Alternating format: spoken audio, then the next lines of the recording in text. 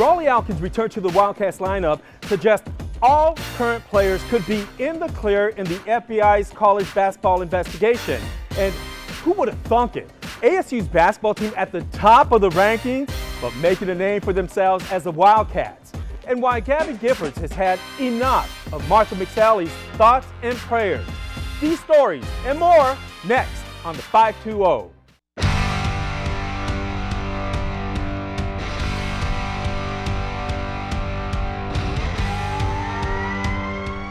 Welcome to the 520. I'm Steve Nunez. I'm Artie Mata the Fourth. Thanks for joining us. You like this? Yeah, we might as well be on your front porch with a good cup of coffee, man. Hey, so this is the scarf.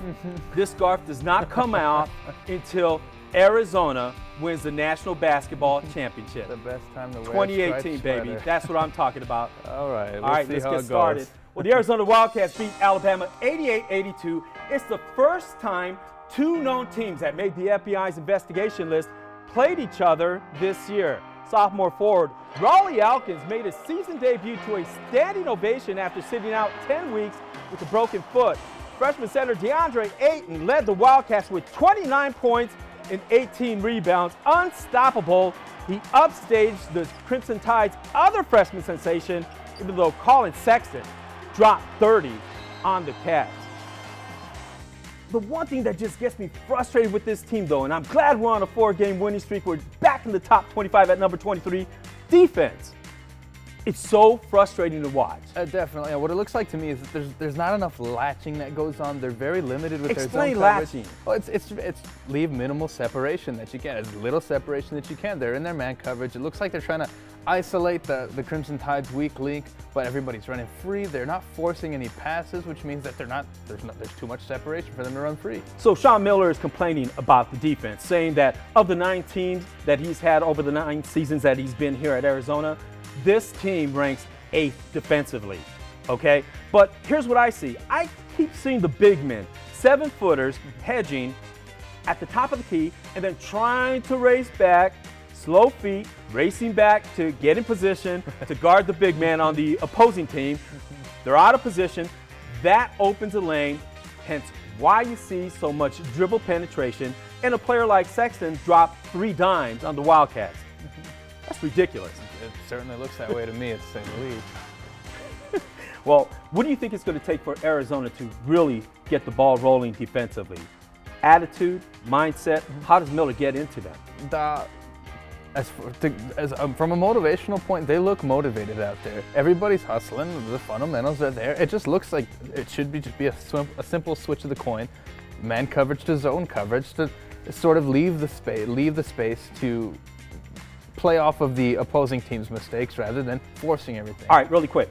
Question needs to be asked, needs to be debated, is could Raleigh Alkins' return be a signal that all players are cleared in the FBI investigation? Current players on this basketball team? For me, no, it does not.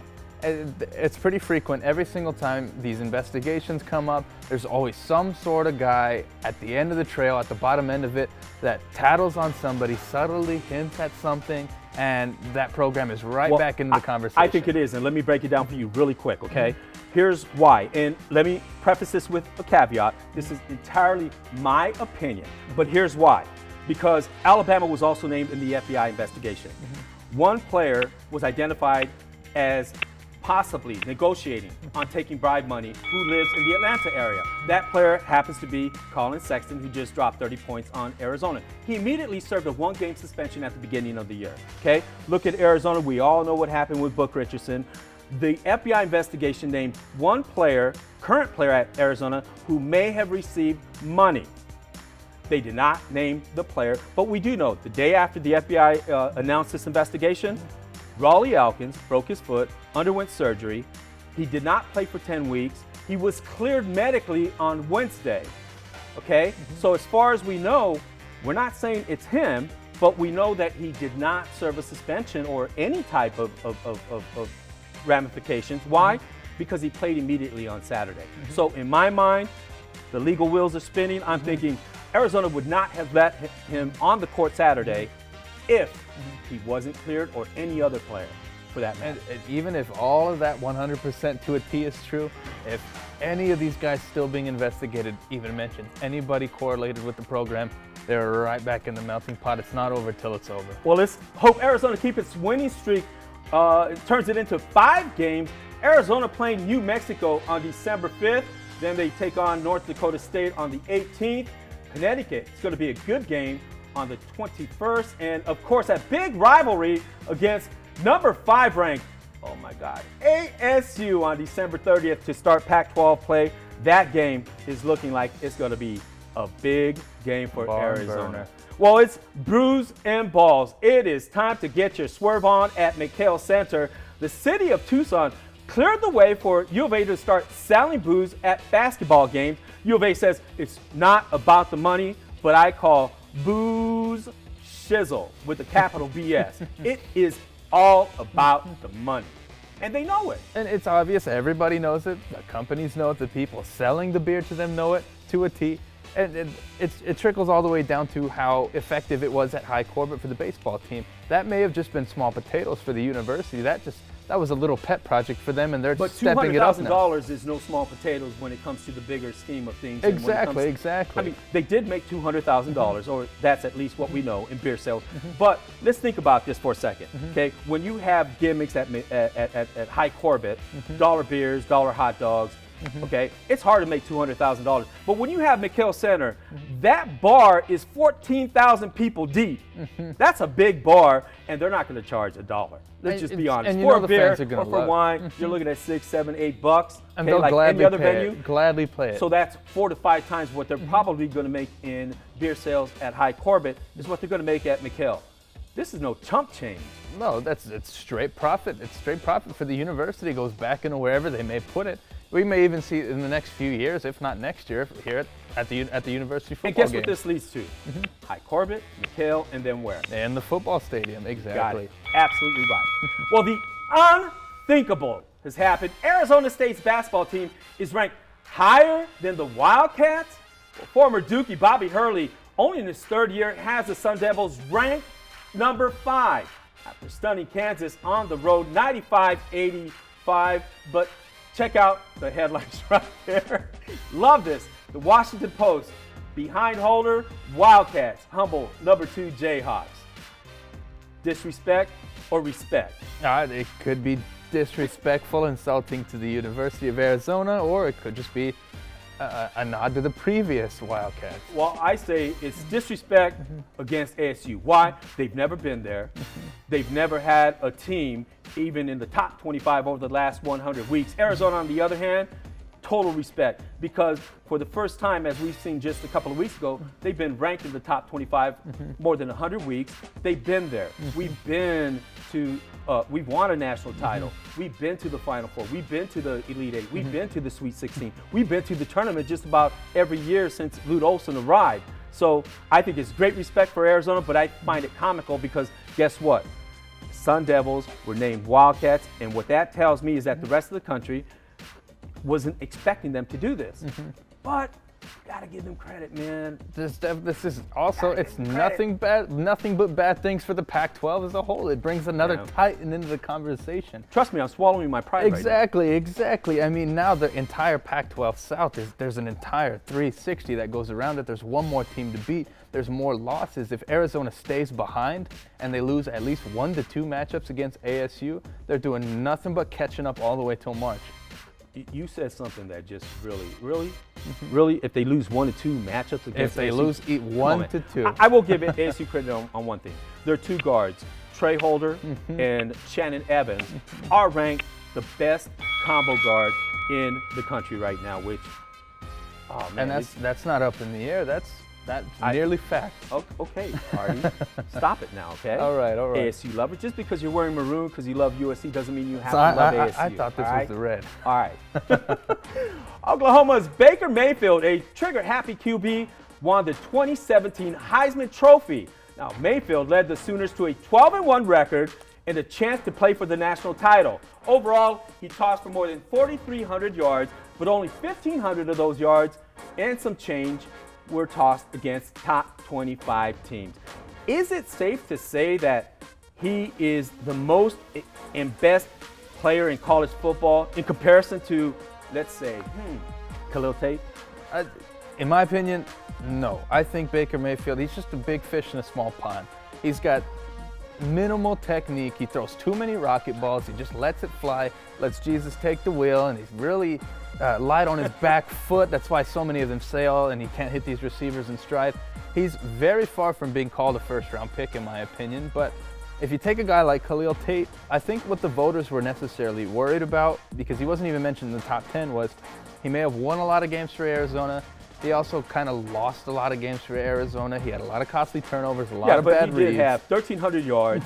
He did win. He only played 7.5 games, and he made the biggest difference, I think, in all of college football. The most exciting, the best. He had the most 70-plus yard runs, and there's one right there. Breaking tackles, running right into the end zone. And if you're going to call someone Jesus on wheels, why don't we call Khalil Tate that?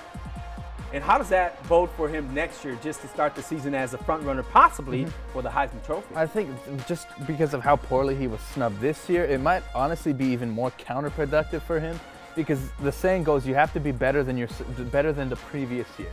That's why Lamar Jackson was so low in the voting this year, because he wasn't better than he was last year. So if Khalil Tate does anything except better than what he did this year, he's just going to get completely overlooked again. He's going to fall through the cracks again. He might as well even go pro his junior year. And back to Mayfield, though. Don't say that, man. We need him all 4 years, okay? You keep talking this smack, is hurting me.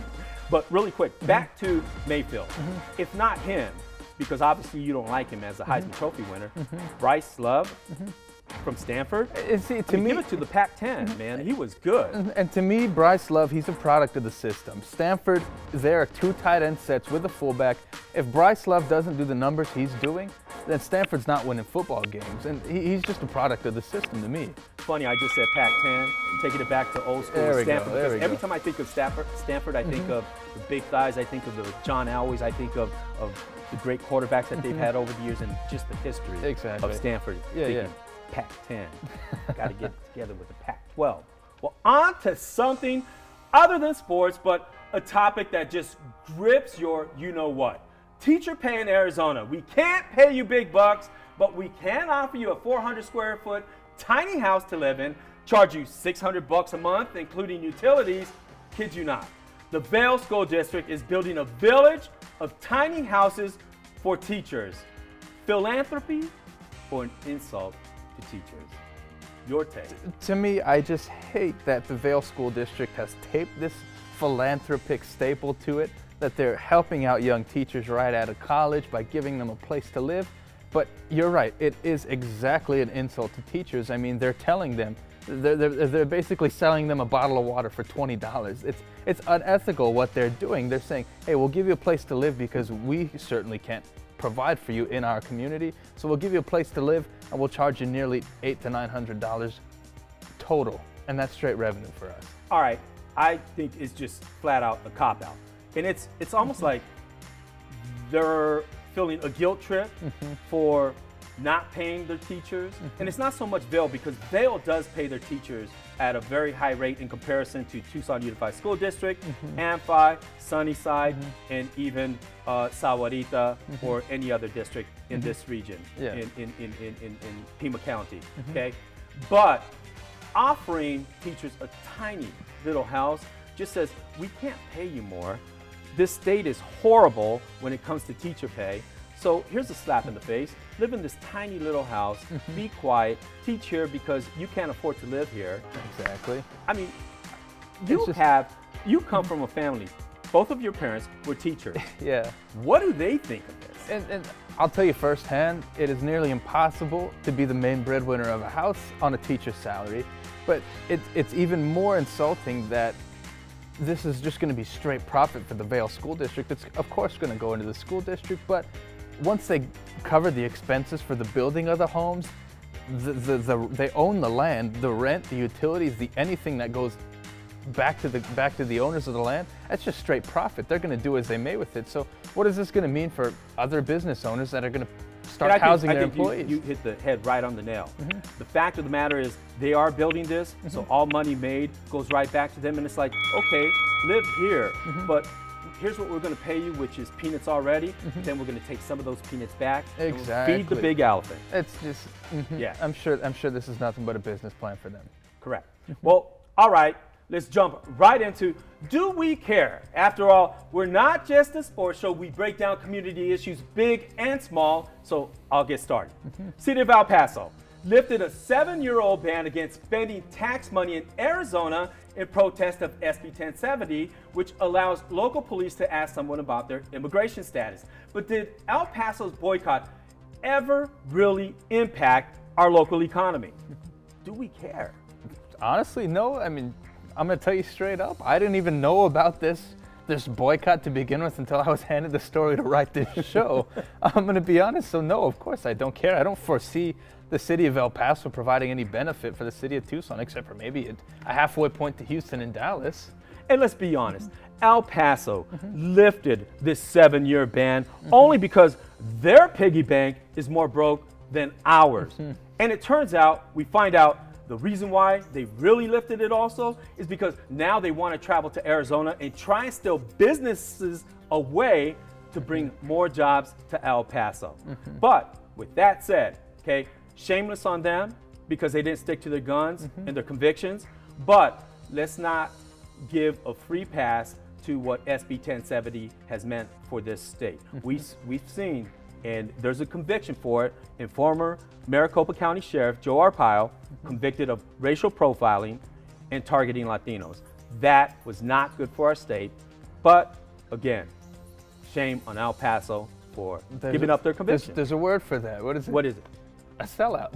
That's what we'll call El Paso. Oh, nice. And Arizona joined 23 other states calling on Congress to pass concealed carry law known as the reciprocity law that would allow law-abiding citizens to carry concealed weapons across state lines even if it's not allowed in the other state. Do we care about this one? Look, you might be law-abiding, but that doesn't mean you are mentally stable or responsible to carry a gun that's hidden, locked, and loaded. All right, in permitless states where you don't need a concealed weapons permit, it is easier to get a license than it is to get a driver's license. So how responsible is that? And why should we leave it in lawmakers' hands when they're showing they can't even be responsible? And to me, law-abiding, it's a really relative term to begin with. But what this does is that it's sort of just all 50 states are under one gun law now, where if I'm in Kentucky and I can carry a semi-automatic weapon as long as it's 2 actions away from firing, and I bring that all the way to the city of Los Angeles, but because I got it in Kentucky, the entire all 50 states, the land of the free, has to abide by what I did in Kentucky. Well, what's amazing about this is the state of Arizona is pushing for this law. The state of Arizona filed a lawsuit against the city of Tucson for destroying weapons and basically saying, hey, it's not about local government, it's about what we say as a state.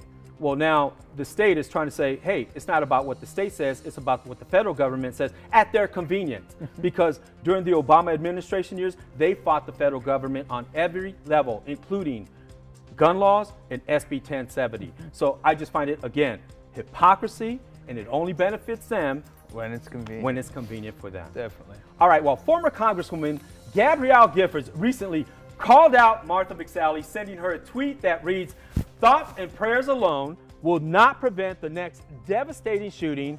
I'm disappointed that Representative McSally just voted to weaken our gun laws." This goes with the gun laws we were just talking about. Do we care? Of course we do, primarily because there's been what we would call relatively minor mass shootings, like the one in New Mexico that recently happened, all the way to the one in Las Vegas and everything in between. And there hasn't been a single ounce of an action plan from the President of the United States to state gun laws, except for that one that we just previously mentioned, to change any of this. So Gabrielle Giffords, she's completely right. I agree with her 100%. I applaud Gabrielle Giffords for speaking out, because at least she has the cojones to do so. Of course. And here's why.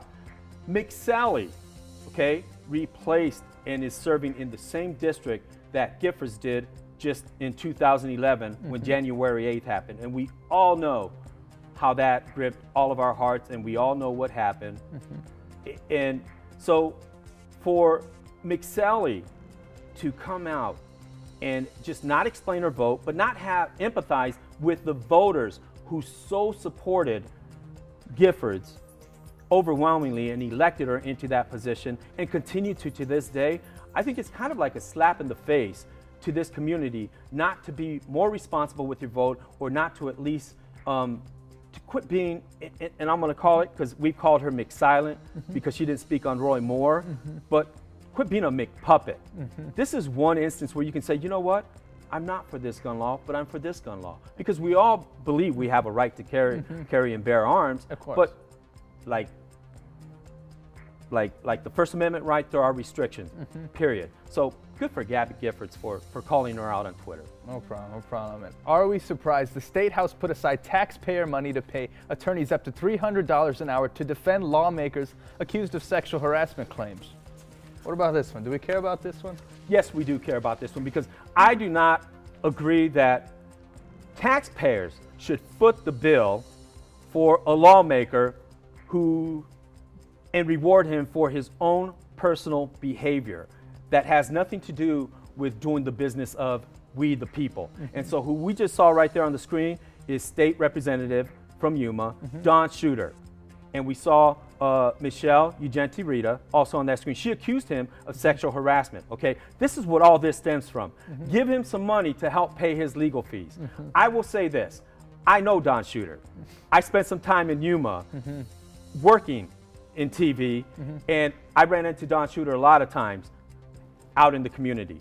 Don Shooter does not have a great reputation for being an outstanding individual. Pretty assertive guy, okay? huh? So I say, why should we foot the bill for somebody who is known to make a lot of sexual remarks that are inappropriate? I think he should put a foot in his mouth to keep him from making all these comments, because he's known for it. It's a fact. Of course. You go to Yuma, everyone knows it. And what's even worse is that it's sort of sending a message to everybody that these men can hide behind their labels and they can hide behind their jobs. They're of course very important people, but they are not above the law. And something like this tells them that they exactly are, because they can just hide behind everything that they've done so far. All right, I'm gonna throw you a bone on this one, see what you come up with. An animal rights group here in Tucson wants to save snakes from getting on the menu. So they are promoting going vegan, so no one eats animals that eats snakes. It's yours, man. I mean, the transmission just went out on my car, so let's rotate the tires. That's how this one's coming off to me. I don't know where to go with this one. I can just say, it's not like I look at the menu and say, yeah, what should I get? Roadrunner, coyotes, hawks. I mean, seriously, I'm not going to give up veggies, and so it doesn't matter what I order on the menu. It has nothing to do with snakes. Yeah. I mean, stop eating Calvin Klein. Don't look at Calvin Klein on the menu. I'm not going to say the planet of the snakes. That's what I got to tell them. Exactly. All right, you've heard the phrase, oh, no, you didn't. Well, here at the 520, we're not afraid to tell it like it is with, oh, yes, we did. And I'll get started. Bye-bye balls. See ya. LeVar Ball, his two younger sons, LeAngelo and LaMelo, have signed an agent and will play overseas. And as you may recall, LeAngelo got arrested in China for shoplifting and then got suspended by UCLA, then was withdrawn from UCLA. Bottom line, the best thing that could happen for the Pac-12 and for college basketball is for the curtain to fall on the circus that comes with the Ball brothers. So what I say is, don't let the door hit you on your arse. I think that's a good thing for the Pac-12, certainly, especially with ASU running up on their stuff. You've got something a little bit more serious, so let's delve into this one and know that it's serious, but hey. Great. Give it to them. The NFL Network and ESPN have suspended 5 former NFL players for sexual assault accusations made by a now former employee, and it's a laundry list of notable names from Ike Taylor, Heath Evans, and Hall of Famer Marshall Faulk. They have been suspended without pay for some absolutely inexcusable actions. Now, we could take this one of two ways. Yes, the first one being we can certainly applaud the NFL for putting their foot down and sending a message that trickles all the way down to the athletes themselves. They've done a good job, and I'm not trying to steer away from the courage that it takes for these women to come forward, but it's certainly courageous for the NFL as a company and as an organization as a whole to put their foot down, suspend these men without pay. Some notable guys that it's certainly going to send a message to minor companies as well. And some would argue, you know, it took a while, but the bottom line is this: we're actually seeing some action in all this trickle-down effect. The sad part of it is it's at the middle level. We need to start at the very top, okay? Because we tend to demean those who are coming forward and not and discredit them. And we've seen what has happened from the president all the way down, and it's sad. But I do applaud the NFL for taking action and saying enough is enough. We don't care that you're an athlete who has made millions of dollars and have been untouchable and made us millions of dollars since you were in grade school, and everyone protected you from misdeeds, and you know, all of a sudden you're eligible when you should have been ineligible, and all of a sudden, you know, all the way up to the top. So finally some action is being taken, and I just hope it continues to trickle up, trickle down. Of course, of course. All right, so what's your second point? The second point being is there was multiple accusations made by this woman, which of course that meant multiple different times, separate different occasions that all of this happened. So if it was shut to a blind eye and it was completely shoved under the cracks by the NFL, you got to completely shame the NFL for not making or not putting their foot down to this point when it's mainstream to say that to suspend these guys without pay. It's completely shameful, and you got to think there's other companies that are following in their footsteps that are only now suspending these men, suspending these employees when it's just it's what's called for you to do. And well, let's hope that in moving forward, anybody who's going to make money off anything, that the people have a say and a voice in their pocketbook. Okay, well said. Thank you, thank you. Well said. Well, that does it for this week's 520. As you know, our goal is to tell it like it is, because it's all about giving voice to opinions, even if you don't agree. I'm Steve Nunez. And I'm Marty Mata IV. Thanks for joining us. Join us next week on the 520.